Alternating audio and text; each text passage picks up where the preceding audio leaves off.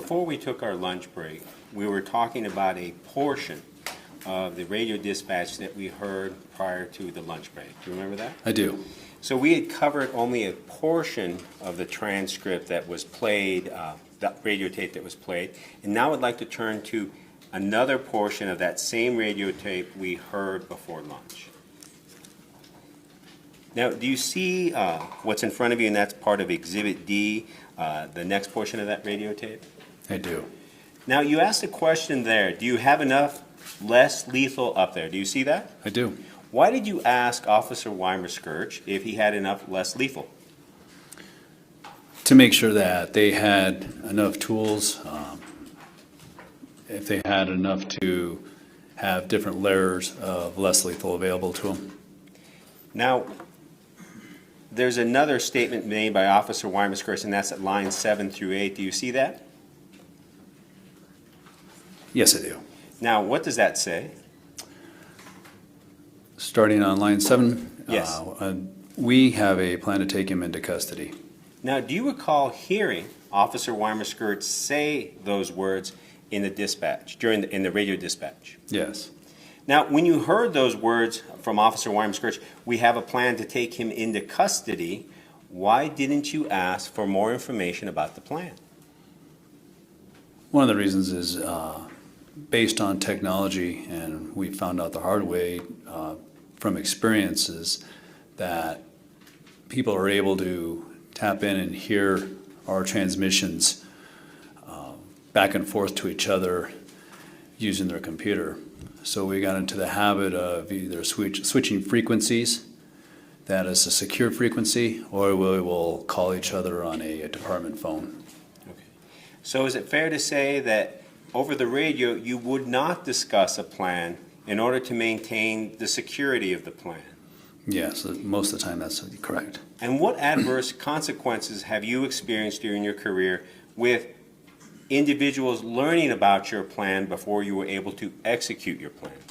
It puts officers in danger, and again, it gives offenders the ability to read into our plan and plan for either an escape or a way to counter our plan.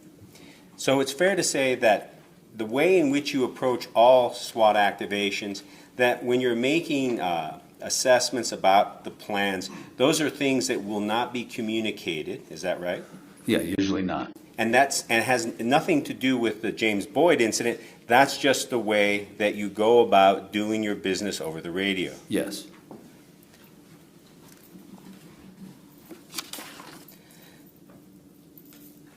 Now, when you asked Officer Wymer if he had enough less lethal, what concerns did you have when he didn't immediately answer you? My concerns is that he was busy. He was extremely busy up there, might not be able to get to the radio. I understood that, but I still was adamant about asking him, because if he did need that resource, I had 2 officers that were arrived and I could send it up to him. Please explain how you delegated the task of obtaining additional less lethal tools to Officer Ornelas. Officer Ornelas showed up at the scene at the same time as Officer Perez. They both checked in with me. I asked kind of an open question to both. Do either one of you have a beanbag shotgun? Officer Ornelas said, I do, and my vehicle is just close by right there. And that's how he ended up actually being assigned the beanbag shotgun. And because Officer Ornelas had the beanbag shotgun, you chose Officer Perez to go to the inner perimeter? That's correct. Officer Wymer was still asking for bodies. I wanted to get him as many as I could, as fast as I could, so I sent Officer Perez up to that position, and then when Officer Ornelas would come back with the beanbag shotgun, then I would also send him up. Now I'd like to turn your attention to the efforts to take Mr. Boyd into custody, and to help us orient to the time at which these statements were being made, I'd like to have you focus on Exhibit A, which is the CAD, and have you from the CAD tell us what time this particular communication is taking place. 1928 and 49 seconds, and that's going to be 7:28 p.m. Now, who is making the communication? That's 754. That's going to be Officer Scott Wymer. And what is Officer Scott Wymer saying that was reduced to the incident history in the CAD? Subject not compliant with 34's commands. Wants to walk downhill with his bags. Now, when you were on scene, you didn't have an opportunity to read this CAD, is that right? No, not all of it. And especially as once I arrive from 1920 on, I'm no longer in my vehicle, so I'm not observing any of this. But you did hear over the radio Officer Scott Wymer making this particular dispatch, is that right? That's correct. At this time, Your Honor, I would like to play Exhibit C2, which is the APD radio dispatch, from 44 minutes 19 seconds to 44 minutes 28 seconds, along with Exhibit D, the transcript of Exhibit C2, and that would be page 43, line 11 to page 43, line 14.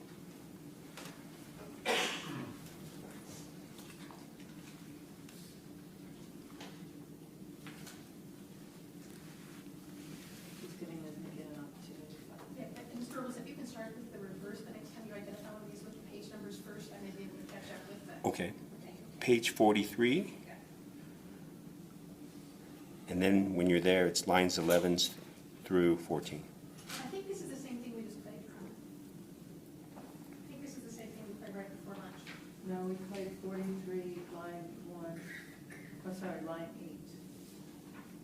Through, So I'm that sorry. was through page Mr. Ornelas, what 45, is line that? 2, so is it What is the, what lines are you reading again? This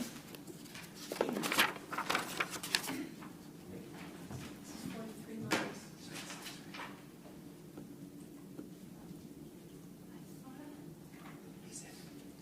Oh, all right, that's my turn.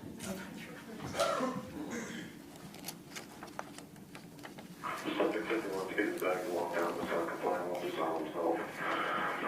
We have a plan in place that becomes towards. Now, it's correct to say that Officer Wymer told you on 2 separate occasions over the radio that he had a plan in place. That's correct. And in this particular radio dispatch, Officer Wymer told you, quote, "We do have a plan in place," and again,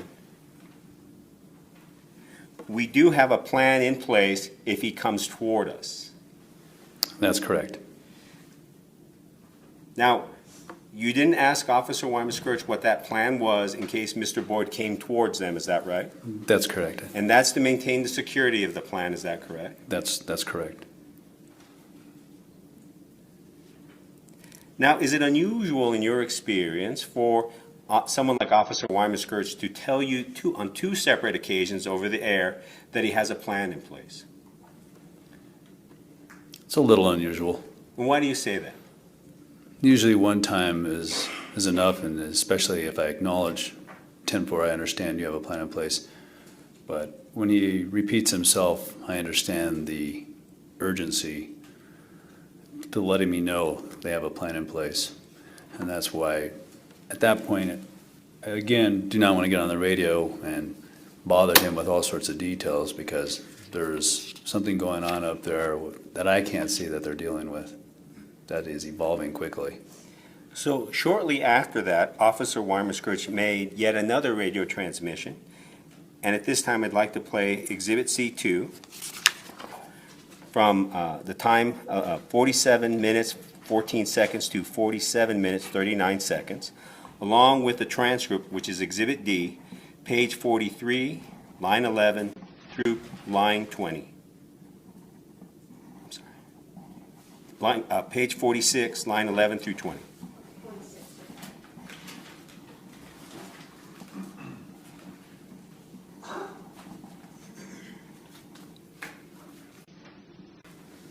That's fine, Your Honor. Follow the town, not just advise. I'm not complying with any commands to be taken into custody. He wants to walk down the hill with all his bags. Is it 14 out there? Yeah, he's going to be putting the feedback. I'm going to have you guys come up with a plan.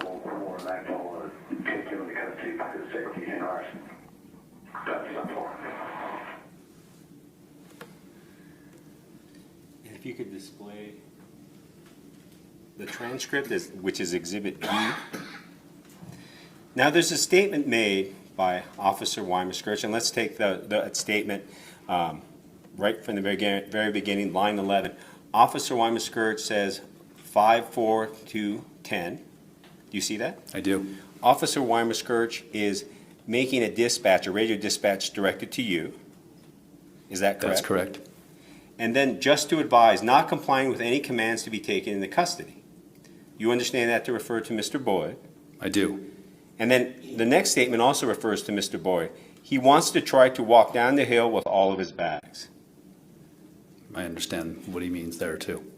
Now, from the way in which Officer Wymer was talking on the radio, what could you tell about what was happening at that time? Again, the urgency in his voice, that negotiations are failing, and that a successful resolution may not happen. Now, you talked about this situation being fluid, if I remember your testimony from before. Correct. You also said it was rapidly evolving. Yes. Now, why is this situation fluid and rapidly evolving? Who's driving it? Again, we are responding to Mr. Boyd's actions. With his actions, we respond. He's not making any attempts from what the arrest team is informing me or the entry team is informing me that he's de-escalated or he is complying with negotiations. And each transmission that comes in is building upon more of a threat, more urgency, more problems. Then there are the statements that you made over the radio. Do you see the first one that you made? I do. What does 10-4 mean in this particular context? I acknowledge what he is saying. I understand what he is saying. What does "I'm going to send 14 up there" mean?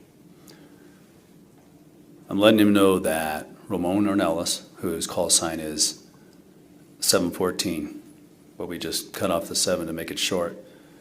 I'm going to be sending him up there.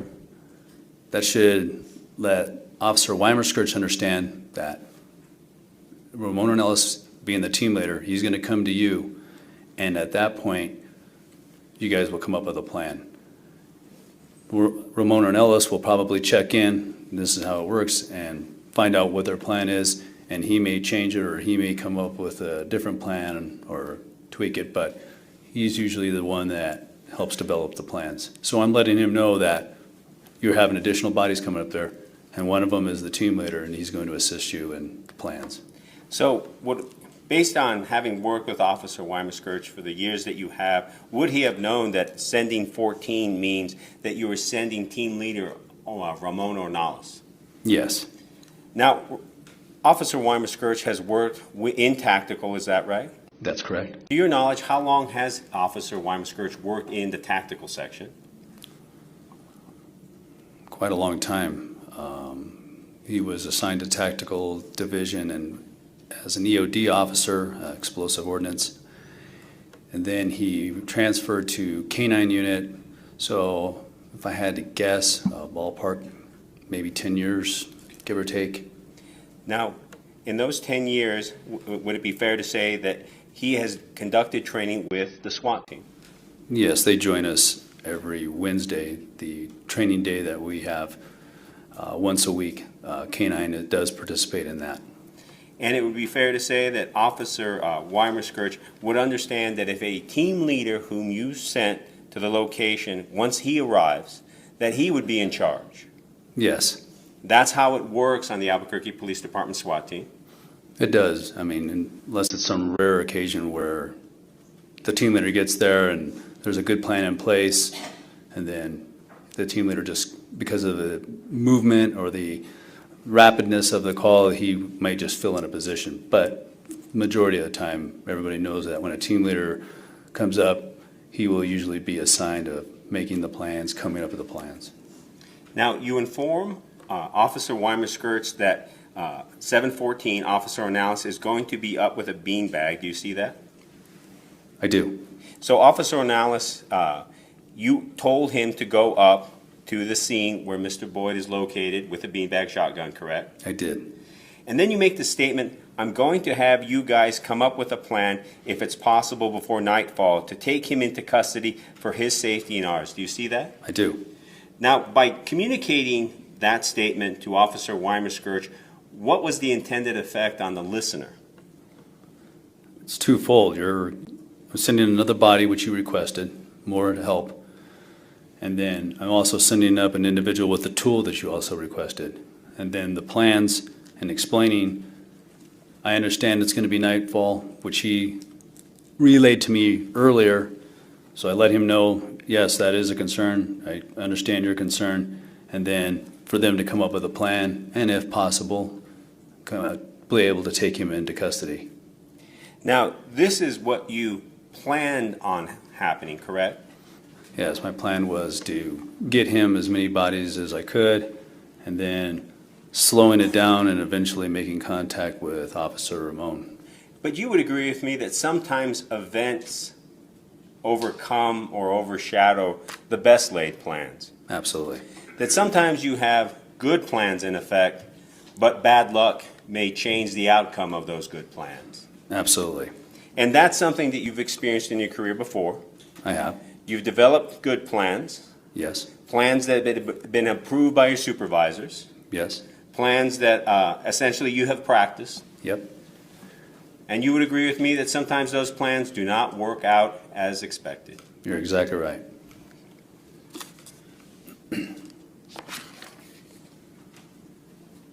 Now, turning your attention to the final frames in which the officer involved shooting, I understand that you were sending Officer Ornelas up to the scene. Is that right? That's correct. And you had an opportunity to watch a videotape in which you actually see Officer Ornelas move up to the location. I did. And you had an opportunity to watch that video previously, is that right? I have, yes. And you see Officer Ornelas in that video. I do. What I'd like to play now, with the court's permission, is a portion of Exhibit B4, and it's a clip from the 59-minute, 18-second mark to the 1 hour, 1 minute, and 16-second mark, taken from Alexander Thixton's video compilation. No objection.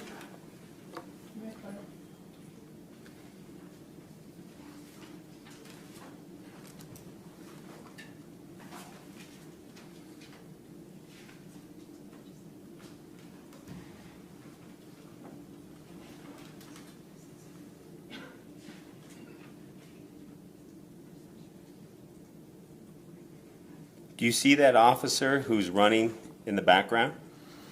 I do. Now, if we could replay it, and with your marker, I'd like for you to identify that officer who you believe to be Officer Ramon Ornelas. Yes, sir.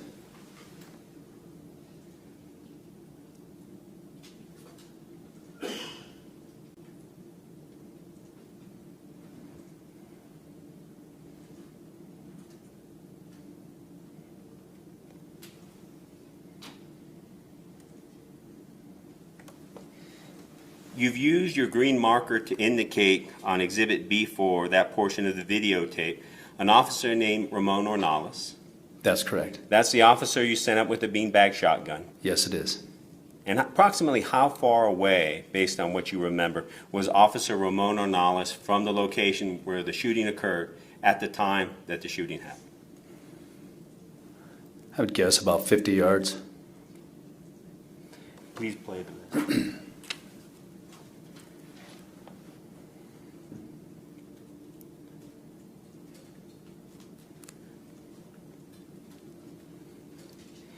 So it's fair to say that you had a plan in place to send an officer with a beanbag shotgun to be used against Mr. Boyd if the situation arose to do that. That's correct. And although you had made that plan, circumstances intervened before that plan could be executed. Yes, sir. And you would agree with me that you had intended to send Officer Ornelas, your team leader, to create the final plan to take Mr. Boyd into custody. Is that right? If he was able to, and if not, then at least there was more bodies up there and we could develop a plan until the rest of the team arrived. But as events unfolded, your plan to have your team leader develop the final plan to take Mr. Boyd into custody could not materialize. That's correct. Now I'd like to play another portion of the APD radio tape, Exhibit C2. The time would be 48 minutes, 12 seconds to 49 minutes, 14 seconds, along with Exhibit D2, the transcript, page 47, line 11, through page 48, line 7. I think All right, he's regathered his camp. Bang has been deployed. Less lethal. Entry's moving 22 down. now were you able to hear that clearly? I was. Who was the person making those radio dispatches? That was Officer James Perdue. Now, is it correct to say that Officer James Perdue said, all right, he has regathered his camp, That's correct. and the next thing that Officer Perdue says is bang has been deployed, is that right? Yes, Next statement is less lethal, that's correct. and then there's a statement, entry moving 22's down. Yes. What does entries moving 22's down mean? He's relaying to me, because I can't see, that the arrest team, entry team is now closing distance, moving up to where James Boyd is. He lets them know and me know over the air that he is down. He's no longer able to provide any kind of cover and is probably not going to be able to provide any more intel because now they're within his line of sight. And it's correct to say that as soon as that occurred, you requested for rescue and ambulance to move to that location. Yes. May I take a moment to confer, Your Honor?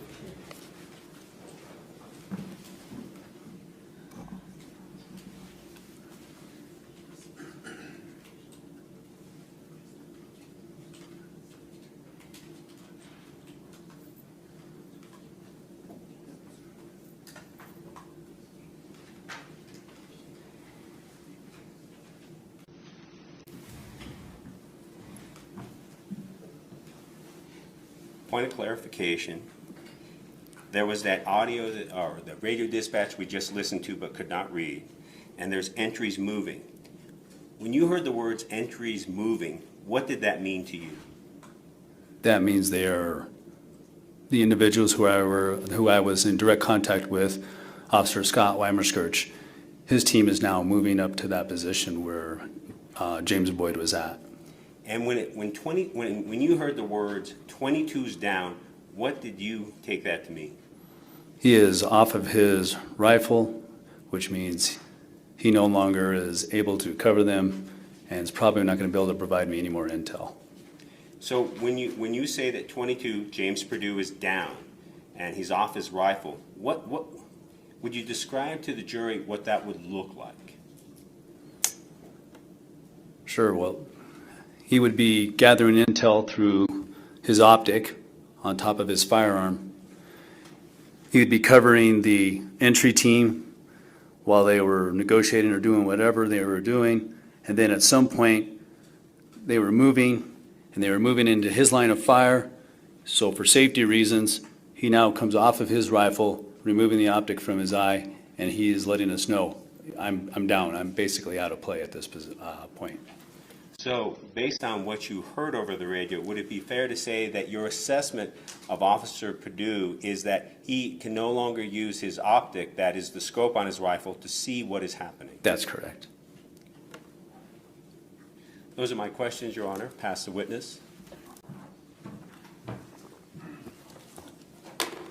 So, good afternoon. Good afternoon, sir.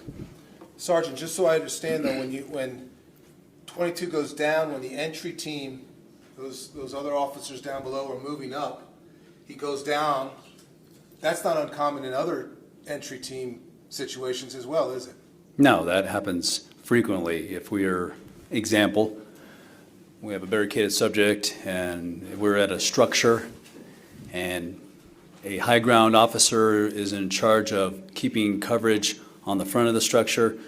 He's now, his field of view is as much as he can see on that front of that structure. He will let the entry team know once if they decide they need to move up or they need to make entry into that structure that he's down. He can no longer cover them. He can no longer provide any intel because he's off of his rifle, no longer able to see into his optic. So that happens all the time? All the time. Okay, so that's nothing unusual about that? No. Okay.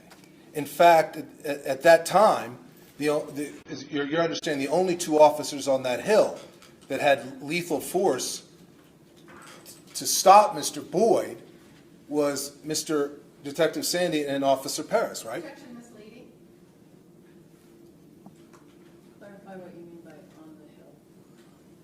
On the only ones that were right there as part of the team that could actually shoot Mr. Boyd to stop an immediate deadly threat was in fact Detective Sandy and Officer Perez, correct? In question, Your Honor, misleading.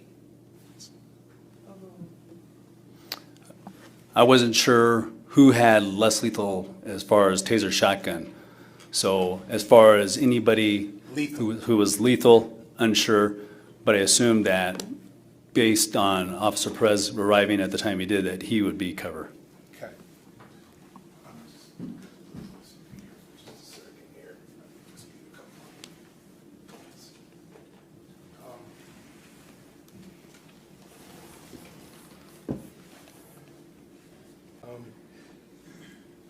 Sergeant, yesterday, the prosecutor, Ms. Begin, asked you about this picture, right?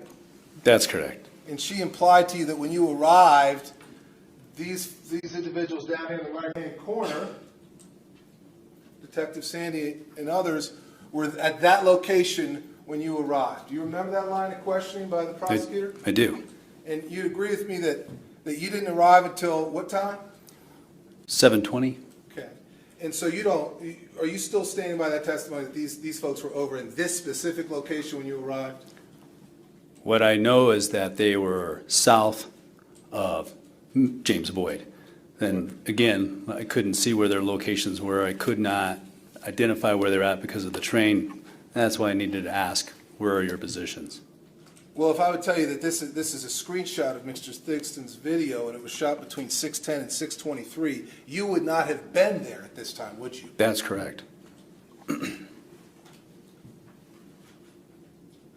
Now, did you know that they moved up in this area? I did not. You did not?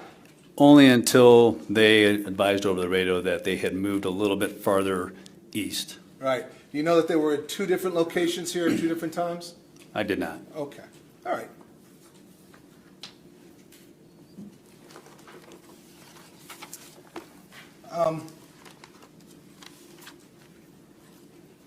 Talk a little bit about going back to some of the SWAT stuff you've talked about. Are there skills and training possessed by SWAT officers that do not involve deadly force? Absolutely.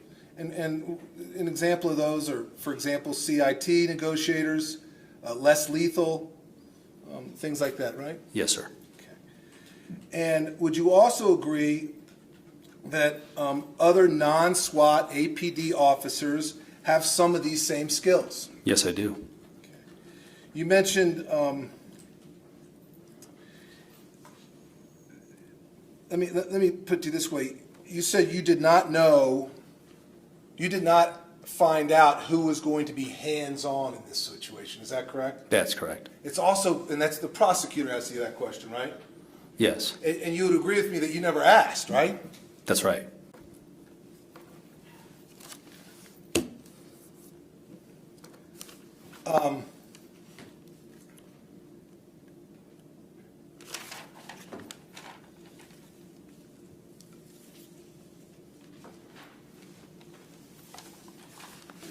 Take you to Exhibit 1. And if you recall, that is the exhibit involving, well, you may not know by numbers, but remember we talked a little bit about the use of force SOP? Yes, sir. Okay. Let me just draw your attention to what's been marked as Exhibit 1, and specifically the second page, G, and I'm not referring to the pink highlighted area this time. I'm referring to the paragraph just above it. And if you can see that, can you just read this last sentence right here out loud? The United States Supreme Court.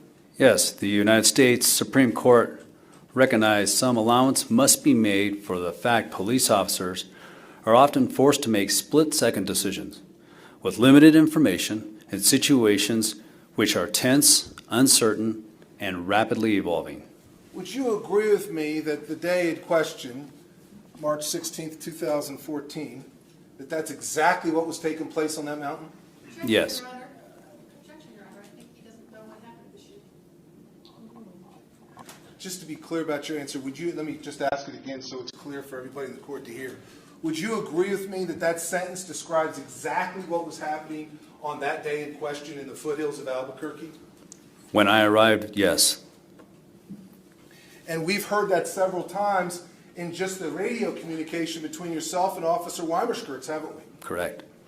And he, in fact, you've already testified that he, in fact, is actually expressing to you some real concern that things are starting to move really quickly, right? Yes, sir. Okay. And again, why is that a problem for him right then in that minute? Because he has to make some split-second decisions. He, That's- again, is reacting to the actions of James Boyd. James Boyd is determining at that point in time what action is going to be taken immediately. Isn't that true? That's true.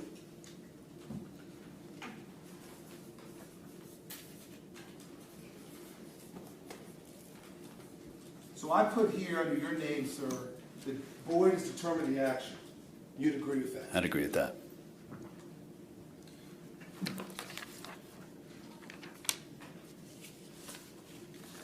Now, do you have a copy of the transcript that we've been going through in front of you by any chance? I don't, sir. Okay. I understand. Let me just ask you a few questions about that.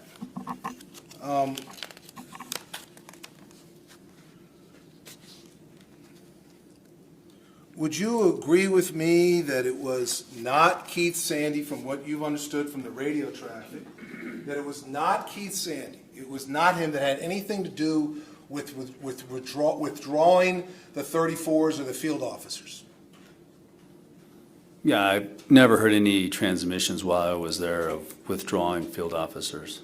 In fact, Officer McFarland was the one that suggested that the 34s, and he was the one that sent out that the 34s should start being withdrawn, correct?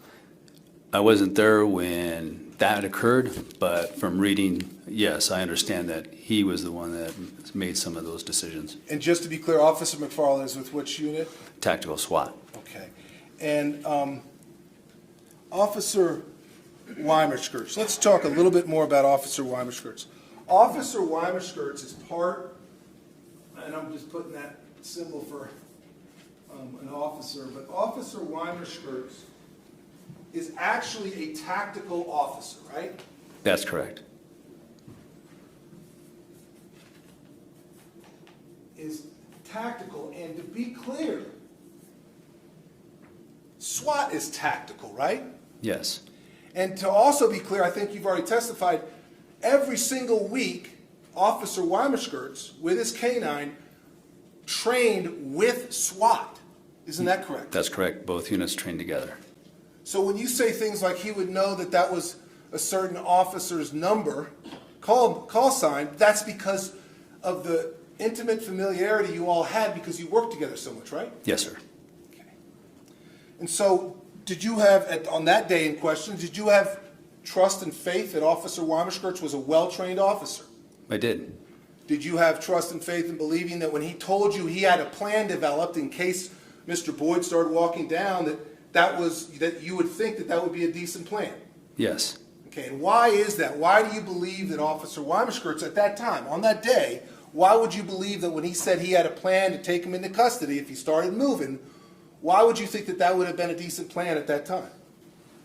Because based on my experience with him, he always made good decisions on activations, and he had a wealth of experience just because of his tenure in tactical and his training. And so, yes, I expected him to have a plan or a reasonable plan, enough to get by until Officer Ornelas showed up at the scene. Now, you'd agree with me also that, and just so I understand, are you familiar with an Officer Sedler? I am. Okay, and who is he? He is a SWAT officer. Okay. And are you familiar with the fact that he was informing you of who was doing the face-to-face? I kind of recall him explaining over the air. And when you say over the face-to-face, if an officer were to say to you, so-and-so is doing a face-to-face, what would that mean? That means we both have visual of each other, myself and the individual that I'm talking to. Okay. And in this context, it would be that if it said 5-4 is doing the face-to-face, what would you understand that to mean? I would understand that to be Officer Wymer doing negotiations. Doing negotiations with Mr. Boyd. That was what you'd understand that radio transmission? That's correct. And do you recall that took place? I do. And do you also recall that he informed you that Detective Sandy with rope and Detective Ingram were also 56? I don't remember Ingram, but I remember Detective Sandy, yes. Your Honor, can I approach? See if it might help your memory if you Sure. refresh your memory if you took a look at the transcript. Thank you, sir. I just show you the top of 42. Refresh his memory at the top of 42. Yes, Okay. And so, what did that refresh your memory? it did. Okay, so did in fact, Officer Sedler, in fact, tell you that Detective Sandy with rope and Detective Ingram also 56? Yes. What does that mean, also 56? It means that they're arrived there on scene. Okay. And at one point, you actually conversed with, when you heard, shortly thereafter, when you heard that Detective Sandy was there, you actually reached out to him over the radio, didn't you? I did. Okay. And did you have any problem with Detective Sandy being there? No, I didn't.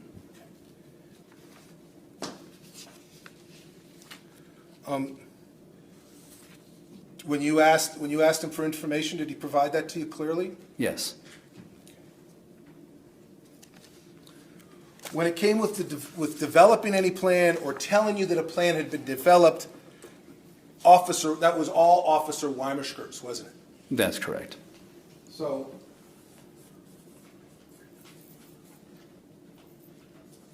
Officer Wymer was doing the plan, right? Yes, sir. You'd agree with that? I'd agree with that. Okay. So we talked about this just briefly earlier, but when Officer Wymer tells you that he has a plan, you're okay with that, aren't you? Yes, and that's probably who I would have went directly with anyway, based on him being a tactical officer, his training.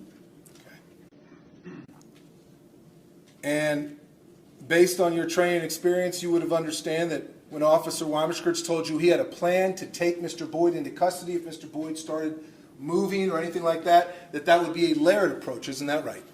That's what I assumed, yes. Okay. And that's an assumption based on the fact that not only is that the way that SWAT is trained, but that's the way that SWAT and K-9, including Officer Wymer has been trained, right? That's correct. And that's also based on the experience that you have had with Officer Wymer, correct? Yes, sir. Now, is there anything wrong with what's been known, and I think you've referred to it already, as a layered approach or a layered plan? Layered response, no. It's the safest way to take a person into custody. And explain just briefly again what a layered response would mean. It's having the ability to have different types of less lethal on hand, because again, failures just based on technology, or if the subject is not incapacitated by that particular type of tool, then we can switch to another one. Okay, so a layered approach means different types of non-lethal, right? Yes, sir. Okay.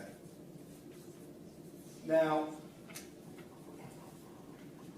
again, we get back to the fact that Mr. Boyd may determine, in this particular type of situation, Mr. Boyd may determine when that plan actually begins, correct?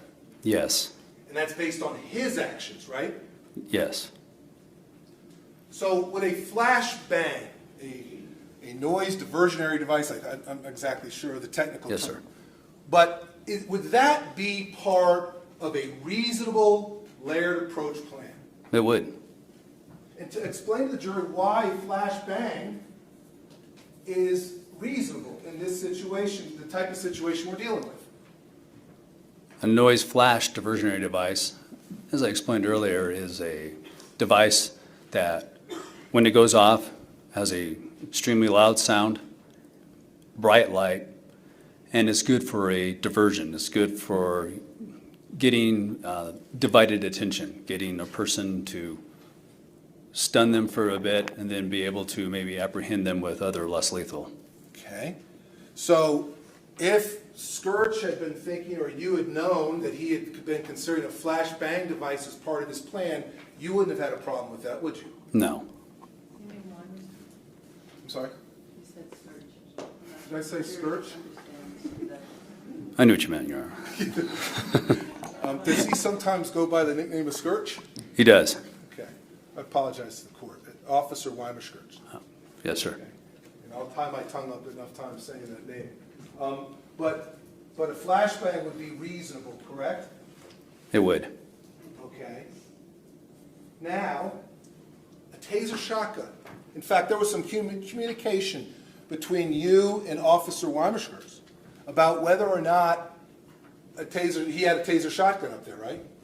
Yes, he asked for more or less lethal, and I said I would send him up a taser shotgun, and then eventually the dialogue, because of the radios or whatever was going on up there, he relayed back, no, we already have that, we need a beanbag shotgun. Okay. So, but a taser shotgun, would that be reasonable in a barricaded subject type situation like this? Would a taser shotgun be reasonable as part of a layered approach? Yes, Okay. So taser, shotgun, reasonable.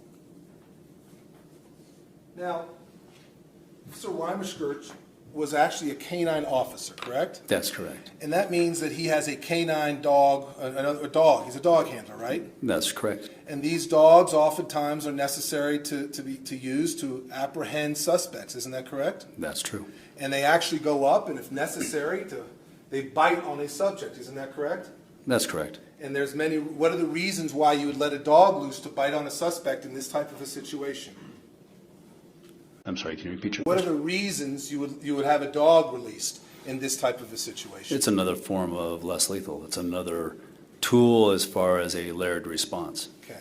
And in this instance, would this be a reasonable tool? Yes, So a canine released would be reasonable for a plan in this type of approach, correct? that's correct. Okay.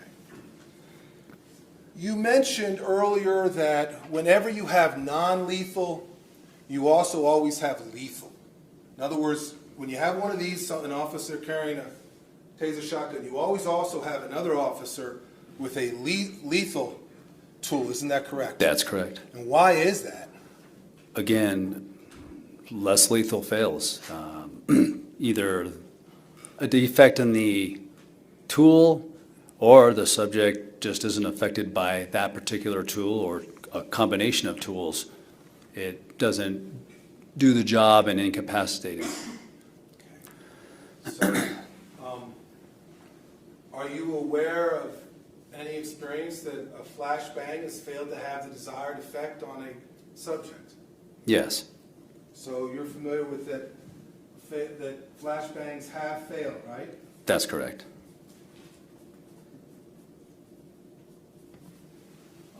Taser shotguns have failed in the past to have the desired effect, right? That's correct.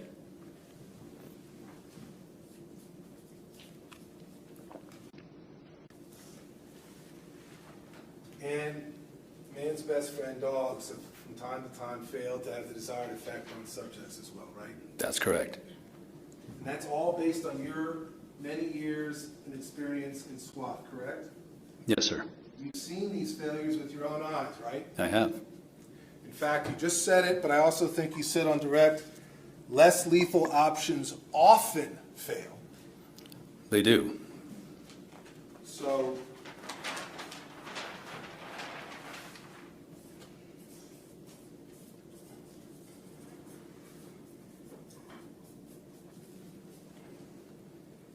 now,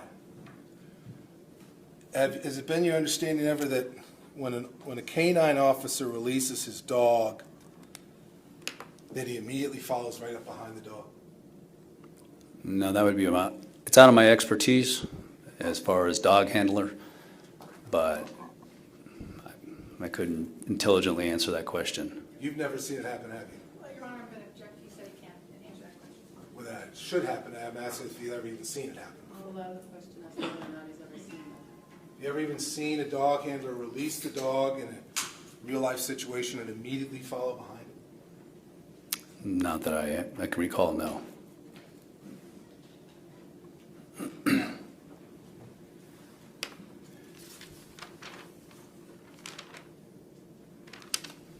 You mentioned earlier on that you were concerned in this particular situation because of I think you used the word position of advantage, elevation. Yes, correct? sir. Yes. Okay. Can I get an exhibit, Your Honor? Thank you.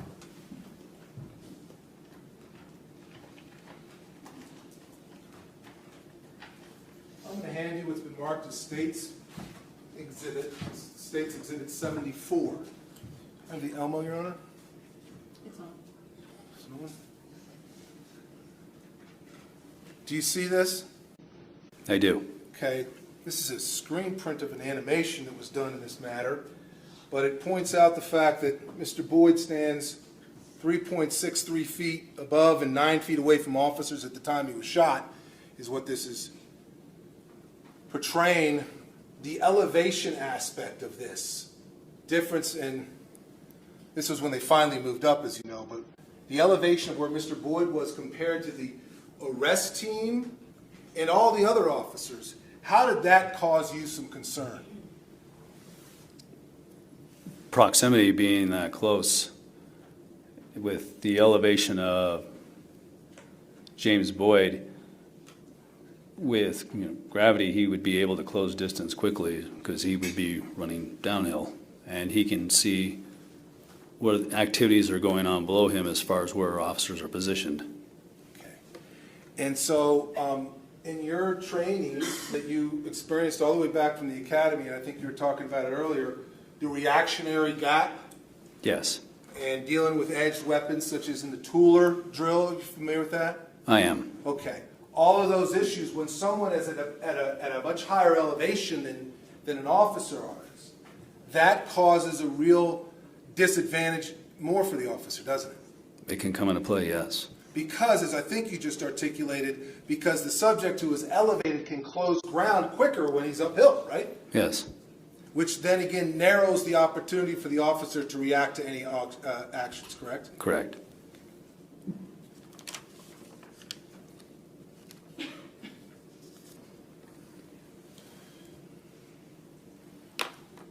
Now, you mentioned that oftentimes less lethal force doesn't always work, right? Yeah, it's not always. In fact, you said it often doesn't work, right? It depends. Some forms are better than others as far as the less lethal tool. Okay. But when you deal with trying to take someone into custody, and by the way, there was no doubt Mr. Boyd had to be arrested, right? Yes, at that point, with the crime that I understood that was going on and his demeanor and citizen safety, yes. There was no way that the Albuquerque Police Department, after him pulling out knives on officers, was going to let him walk into the forest, right? That's correct. And you weren't going to let him walk down the hill right into that neighborhood, were you? No, Under any circumstances was that going to happen, right? No, we're going to keep the integrity of the inner perimeter. And would it also be fair to say that Officer Wymer in those last few seconds before before lethal force was used on him, that from that point all the way previous to that, that arrest team could not let Mr. Boyd get on the move? That's correct. As long as he kept his knives on him, he could not bend down, pick up the bags, put them on his shoulder, and start walking down the hill, could he? No. Why couldn't he do that? Why couldn't Officer Wymer let that happen? Again, he'd be closing the distance, creating an officer safety issue.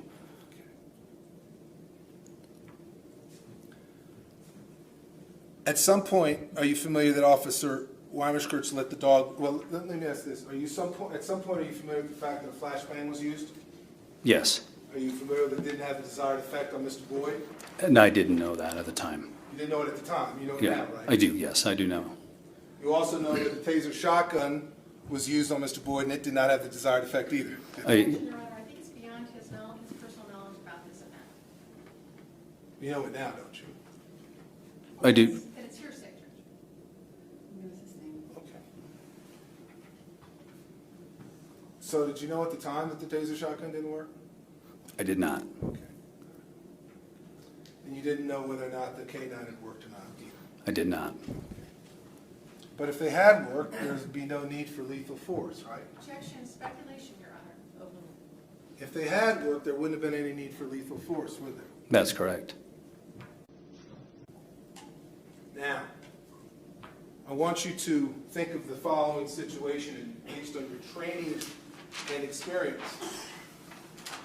Imagine that you have a barricaded subject, similar to what you were dealing with out there in the foothills, or the exact same for that matter. And you have an officer, I think the contact cover officer description of the way you all are trained was described in great detail when Mr. Robles was asking you questions, correct? Correct. A cover officer with lethal force, what is his job? Objection, Your Honor. Hypothetical of a lay witness. He's a SWAT sergeant. I'm talking about training experience. What's the job of a cover? Rephrase it that way. What is the job of a lethal cover officer? To deploy deadly force if he sees that another officer himself or a member of the community is in immediate jeopardy of receiving great bodily injury or death. And they are trained that is their one responsibility. Isn't that correct? Yes, it's covered in the use of force SOP. Right. But a cover officer in SWAT or anywhere else in APD, as far as you understand it to be, is trained that their one job is to protect that officer that they're covering, correct? That's correct. To not let anything bad happen to that police officer by the subject that they're dealing with, right? Yes, that's one of their responsibilities, yes. And so they don't talk to the office, they don't talk to Mr. Boyd, do they? I mean, they don't talk to the subject, do they? A cover officer wouldn't be engaged in negotiation in any way, would he? No, he shouldn't be. And you have no information that Mr. Sandy ever said a word to Mr. Boyd, do you? I do not. The job of a cover officer, though, if someone comes at the officer that he's protecting with a knife, is to do what? To deploy deadly force. Shoot him. In most instances, that means shooting the subject, right? Yes, And that means continuing to shoot him until that threat has stopped, right? that's correct. And the way you earlier described that was, it's 2 bullets first, and then a third one if this threat is still there, correct? Yes, it's a standard defensive response and assess. Stop the action. Now, we talked about earlier how these instances sometimes are rapidly evolving. You've said that several Correct. times today, haven't you? I have. And in an instance in which an officer, any type of officer, makes a mistake, and that person and that officer who's negotiating perhaps with the subject gets too close to the subject, the training and experience does that mean he puts himself in danger? Correct. It's too close. Okay. Does that mean the cover officer's job, because it's this officer's fault he got too close, does that mean the cover officer's job is over? No. Does it mean he quits on this guy and says, you got too close, I'm not making sure you're safe anymore? Is that what that means? No, that's not what it means. So how is the Albuquerque police officers trained to deal with that situation if the officer that they're covering makes the mistake and gets too close to the bad guy with knives? What is the cover officer supposed to do? He is going to deploy deadly force. And that is the way he is trained, isn't that right? That's correct. In fact, that's his sworn duty to deploy that lethal force, even if that officer made a mistake, isn't it? If it is necessary, yes. And that what makes it necessary is the cover officer's perception, that split second that we've been talking about, of an imminent deadly threat, correct? Ultimate issue, Your Honor. I'm not asking the ultimate issue of whether or not Mr. Sandy And was asking fair for or a just. legal conclusion as well. I'm not. Let me have you come on. Back up for a second. Would you agree with me that a cover officer has to move up with the officer that he's covering if the officer he's covering is moving up? Yes, just to make sure there's not a crossfire. Or if he's in a position of advantage, he may not have to move up, just depending on where he's positioned. Okay. We talked about the use of force SOP that's been labeled as Exhibit 1 Yes, in sir. this case, and you've actually just read a sentence from it. You remember that? I do. You would agree with me, wouldn't you, that as far as the standard procedural orders of the Albuquerque Police Department, if one officer who's dealing with a subject who's armed closes ground even improperly and shouldn't have closed ground, that if this officer shoots him because of the imminent deadly threat, shoots the subject, that is not a violation of the standard operating procedure use of force, is it? No, if he can articulate the threat and it fits the criteria of the officer being in immediate jeopardy of receiving grave bodily harm or injury or death, then yes. So would you agree with me that if a armed subject is 9 feet away, approximately a little bit over 3.5 feet above an officer, and takes a step with 2 knives, one in each hand, towards an officer, that the cover officer would be justified pursuant to the use of force policy in shooting that person? Objection to ultimate issue, Your Honor.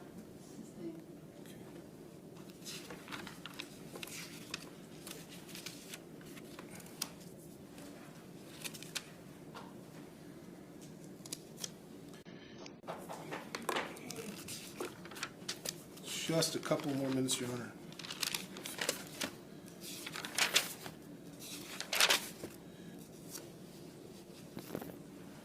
You mentioned earlier when Mr. Robles was asking you questions about a silhouette, a target of a gentleman with a knife that you all train with. Is that correct?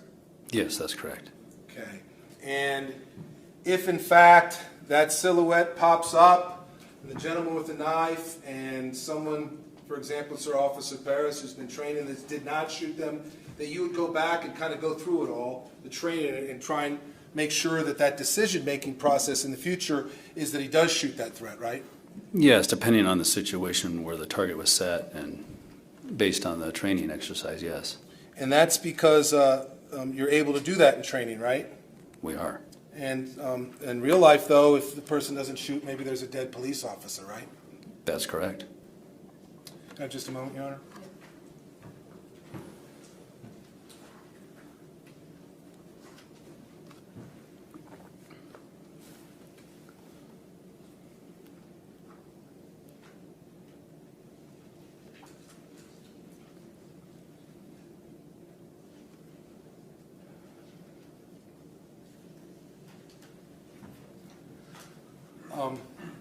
we talked about sworn duty before, right? We did. And when you are acting as a cover officer, your sworn duty is to stop an imminent lethal threat towards a fellow officer, isn't it? Objection asked and answered, Your Honor.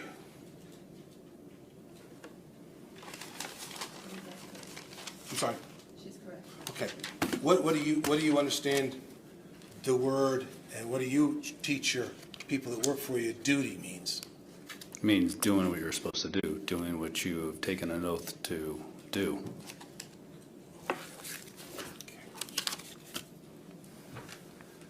I don't have any other questions, Your Honor. That it was your impression that why this sped up was that Mr. Boyd had suddenly made the decision to pick up his bags and unprompted had decided to walk down the hill. Was that your impression at the time? That was part of it. That and whatever happened during negotiations was not successful. Well, yes, sir. And the reason you had that impression is because of the radio dispatch that Mr. Robles played, where Scott Wymer said to you he's not complying with commands and wants to walk down the hill with his bags. Is that where you got that impression? Yes, ma'am. Okay, and of course we talked about you were not privy to the conversations that were happening between these three folks about their plan to arrest Mr. Boyd, were you, sir? That's correct.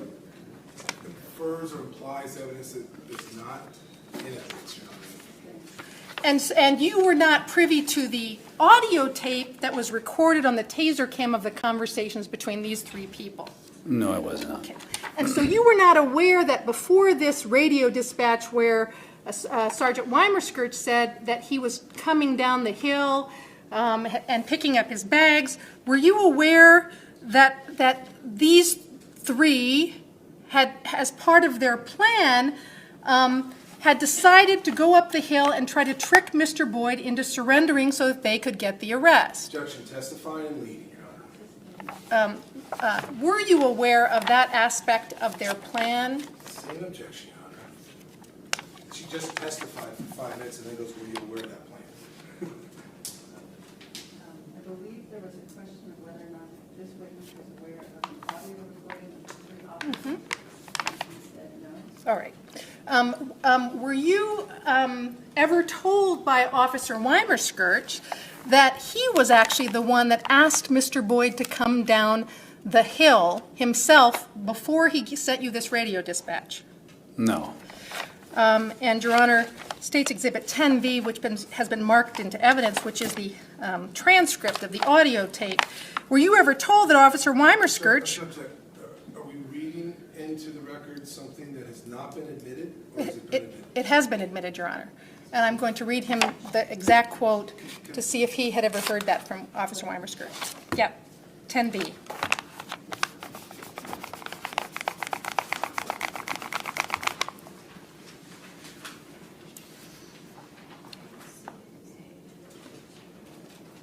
And he is in Pardon, yes, V as in victory. Which part is it? Because parts of it have been admitted. Page 28, lines 23 through 25. So, were you aware that before he radioed to you that he's coming down the hill and isn't obeying commands, that Sergeant Wymer was the one that actually asked Mr. Boyd to come down the hill? No, I wasn't aware of that. Okay. And let me show you 28 lines, 23 through 25. No one here is here to harm or kill you. We just want you to come down off the side of this hill. And then again, over here on page 29, it was Officer Wymer that said, line 15, well, I'm telling you right now, I'm not going to lie to you, man. I need you to come down here. And that is why Mr. Boyd said, that's what I'm going to do then. You weren't aware of that? No, Were you, I was Sergeant not. Fox? I was not. And then let me show you where the dispatch was. It's several pages beyond this where the taser cam records the dispatch that you heard. This one here, several pages later, subject says he wants to get his bags and walk down, but is not compliant and won't disarm himself. I don't think this is being taken in context. Oh, I think it is completely, Your Honor. Okay. And will you take the exhibit 7C? Yes. And turn it to? I will. So Sergeant Fox, it wasn't Mr. Boyd who suddenly decided to come down. It was Officer Wymer that asked him to come down the hill. Were you aware of that, sir? Yeah, that's improper characterization of the evidence, Your Honor. Does it, you testified on cross that you can't control what a defendant will do. Is it true that you can't control what non-SWAT officers who will not communicate with you or follow your directions will do? Objection, relevance, Your Honor.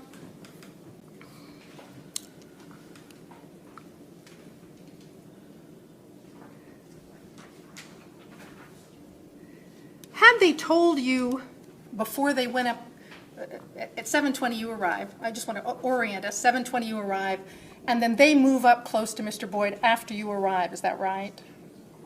That's what I was told later, yes. All right.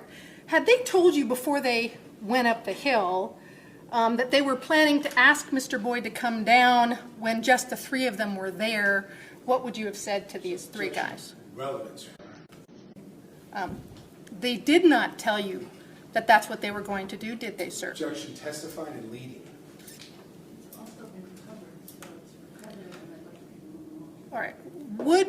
Would you have the authority to tell them not to do something if you thought it was unsafe? Yes, I have the authority to do that. All right. If they were going to approach this man alone and had told you that without other officers going with them, what would you have said in response to that? Objection, relevance, Your Honor. Now they're asking for a hypothetical. None of this happened, so.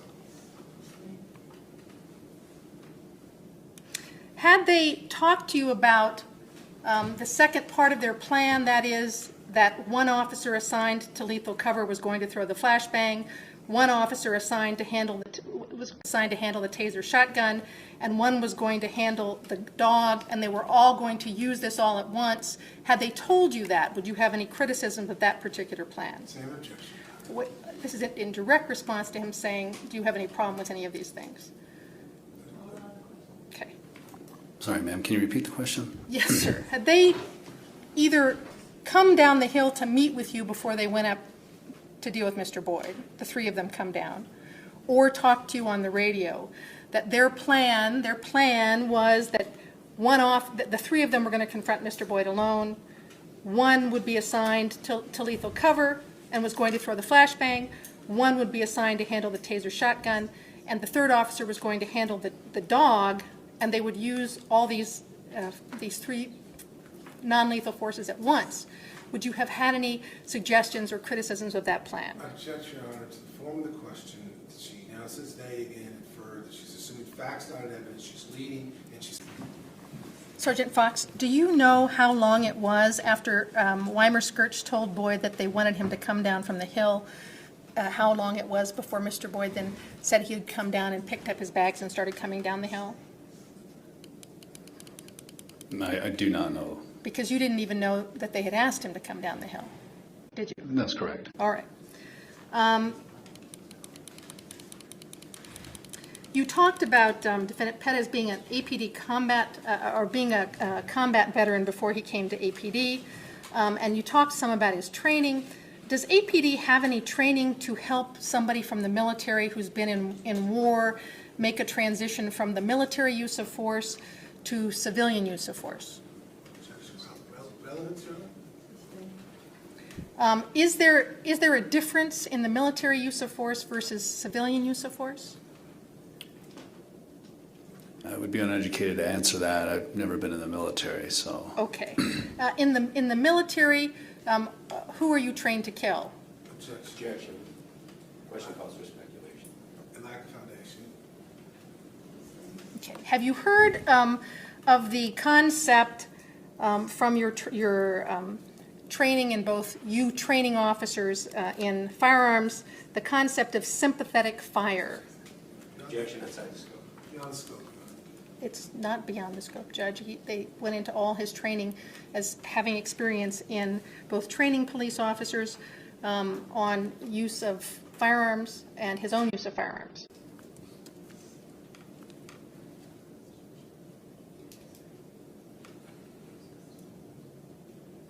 If it relates to the training of SWAT, that remains. Okay. Do you train officers in the concept of sympathetic fire? All of the officers understand what sympathetic fire is, Okay. yes. Can you explain that to the jury? Sympathetic fire is if an individual fires his firearm, sometimes other people that within proximity will also fire their duty weapon. And why does that happen? Objection to relevance, Your Honor. You asked about the training. Okay. Let's talk about, you talked a little bit about the training and qualifications of SWAT on redirect with, on cross with Mr. Robles. And you said you review past complaints of abuse of force to see if the officers who are applying to SWAT have past complaints of abuse of force on other people. Why do you do that? Because we want to make sure that we're getting an officer that has common sense and good decision-making and is not coming over with a large amount of use of force that is not justified. Okay, and you also do psychological testing, I thought you said, of the officers as well? Objection beyond the scope, now, Your Honor. No, Judge, I think that's what was brought out by him. There is part of that, yes. Okay, so what kind of officer are you trying to exclude from SWAT with both the psychological testing and looking to see if they have past complaints of abuse of force? An officer who has a history of disciplinary problems, use of force problems, bad decision-making, bad work history. We don't want anybody that is going to cause problems for the department or SWAT team or the general public. Okay, are you looking for somebody to exclude people who might be a bully, for example? Objection pleaded. All right. What kinds of personality types are you trying to avoid at SWAT? I don't know if I could really go into personalities. Basically, it's all based on just records. You never know what kind of personality you're going to get until they actually come to SWAT. So we have to rely on documentation from their past history. Okay, if someone is getting on SWAT to prove how tough they are, is that somebody who'd qualify for SWAT or not? Objection, relevance, Your Honor. Have you ever heard of the concept of somebody who has a heavy badge? Objection, relevance, Your Honor. Let's talk about the rope officers. Is it unusual for rope to respond to a SWAT call out? Objection is, assumes facts not in evidence. I don't even understand that Therefore, objection, it's Your not Honor. relevant. I don't even understand that objection. I think he asked specifically about people who trained with SWAT and people who didn't. I'm allowed to explore who didn't train with SWAT. This isn't about training, this is about responding to SWAT calls. All right. Defendant Sandy wasn't one of the people who ever practiced with the SWAT team, is that right? Not on a regular basis, no. Okay, and rope officers don't have the same kind of special training that SWAT officers do. Some do based on their history or their past history and training. If they'd been with SWAT before they went to rope, for example. Yes. Okay. Defendant Sandy never was in SWAT before he was in rope, is that right? He was. He was a state police tactical officer. Okay. Have you ever felt the need to call out the rope team to help the SWAT team do its job?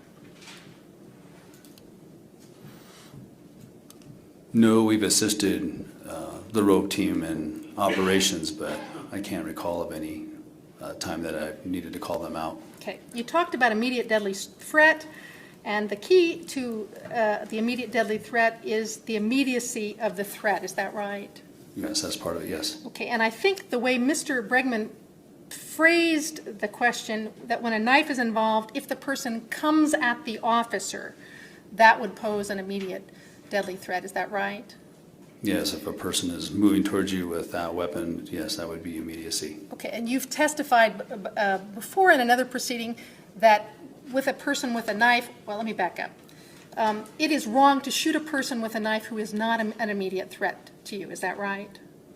Yes, depending on the circumstances and proximity and different things, it could come into play. Okay, and one of the things about a person with a knife as opposed to a gun is that as long as you're a safe distance away, there is no immediate threat, is that Objection right? leading, Your Honor. Is it correct that there are things you can do with a knife that you can't do with a gun, as far as creating safety for the officers? I'm sorry, ma'am, can you repeat? Yeah, it's getting late in the day. No, no, no, I'm Sergeant good. Bucks, it's okay. Sorry. There are things that you can do to protect yourself as an officer when the person has a knife that you can't, that it is more difficult to do when they have a gun.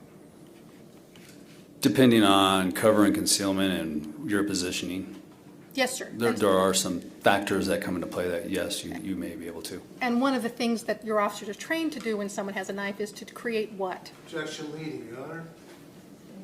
What are they trained to do when somebody has a knife? We always try to create distance. Okay, and can the officers control the distance between them and a subject? Not, Leading, Your Honor. Is a person an immediate threat if they are obeying an officer's commands? again, it would depend, or, do they have a weapon pointed at me? Are they overtly surrendering? That's a lot exactly of where I was that gonna go. depends. Okay, is a person a immediate deadly threat if they are surrendering? Overtly surrendering? Maybe not, but I need to look at body posturing. Where are they holding the weapon? Or is it a ruse that they're saying they're going to surrender? But it would have to be overt, weapon on the ground.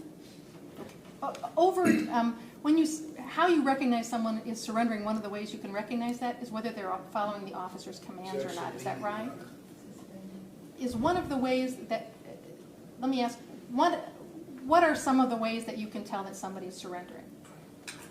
If an individual is complying with an officer's commands.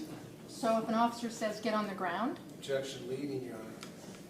what if the command is to get on the ground? What do you look for the person to do? We're looking for that individual to comply. Okay, and what does that mean when you say comply? That means that that individual is getting on the ground. Okay. Well, you talked about the aim points, you talked about sighting and started down the path of explaining what I think was an iron sight, sighting from the back to the front. Is that right, sir? Is that where? Yes, ma'am. Okay.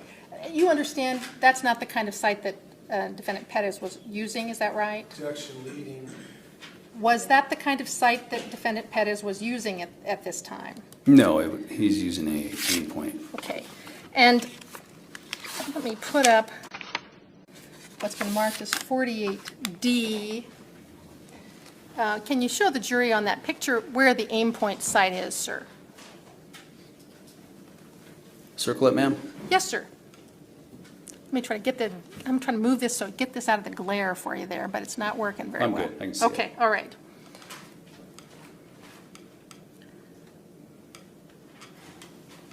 All right. And is that also known as a red dot sight? Yes. And what does it do as far as placing internally a red dot on the person you're trying to shoot? Objection. This is cumulative now. We've already heard testimony about this issue before. Not from this- Witnesses. This is cumulative. Not from this officer. The red dot system is basically the same principle as the iron sights. The red dot acts as the front sight, and you hold high center mass on the target. Okay, and you put the red dot you try to put the red dot on the person? Is that how it works? On the target, that when you're ready to shoot, that red dot is placed where you want the round to go. Yes, sir. And do you use that with both eyes open? You can. Okay, is that how all your officers are trained? A lot of them, it's preference. Some squint the non-dominant eye. Others use their both eyes open. It just depends. Okay. When you were shooting in a situation like this, do you have to be able to see things other than just what you can see on the sight? Yes, yeah, your field of view is important. Because especially if there are people and other officers in front of where you're firing, is that right, sir? Objection leading, Your Honor. Why is it important to have a field of view in this particular situation, sir? To be able to watch the suspect, you can't have you have a better field of view to see what the suspect's doing, seeing the hands, seeing the posturing, what their actions are. Okay, and do you also want to see what the other people in, yes? If I don't start hearing what, when, how questions, I'm Right. going to be the one to stop you. Okay. What other concerns do you have when there are other people in front of your gun? If there are other people in front of your firearm, then you can create a crossfire situation. Yes, sir, and as far as field of view is concerned, what are your concerns for the people that are in front of your gun? I guess I don't understand, ma'am. You're, other than crossfire, or you don't want to cover one of the other officers. Why is it important to be able to have a field of view and to be able to see people who are in front of your gun? For safety, and to make sure that everybody is safe is around you, and just be able to see exactly what the suspect is doing. Who does he have to worry about hitting when he fires in this particular situation? What particular situation? Well, Your Honor, I'm trying to ask who, what, when, where, why. Who, in this particular situation, in this particular situation where there are officers in front of you and a subject in front of you, who do you have to be concerned if you're shooting about not hitting? Maybe that's a better way to phrase it.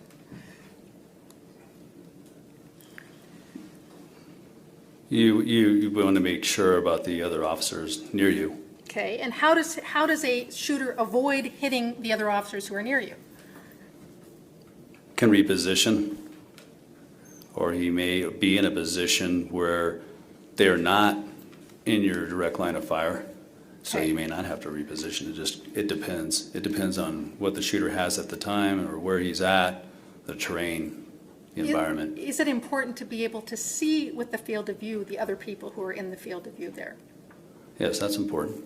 And is it important to be able to see movement if somebody moves? Yes, Okay, for example, if one of these officers moved towards the subject, would it be important for the shooter to be able to see that? yes. Okay.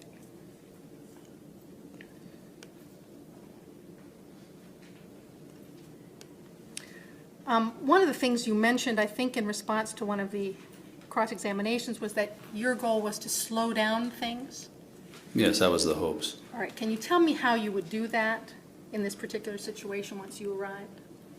Yes, again, getting that inner perimeter, locking that inner perimeter down will allow me enough time to activate the rest of the tactical team, try to get negotiators there quickly, establish negotiations, slow it down as much as I can, and then build on the call with whatever resources I need to bring in. Okay, how does it affect your ability to slow down the situation if someone asks Mr. Boyd to come down the hill?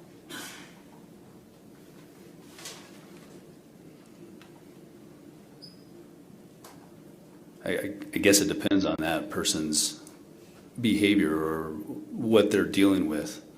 Okay, can you explain to me why nobody told you that they had asked Mr. Boyd to come down the hill? Objection, speculation. What resources did you have that you could have employed that evening? No, I'm going to object. It's been asked and answered. He's gone into great detail on what resources there were there. That was there. Yes, it is, Judge. Okay. Did anyone administer first aid to Mr. Boyd at the scene in the first 7 to 15 minutes between the time rescue arrived? Can we approach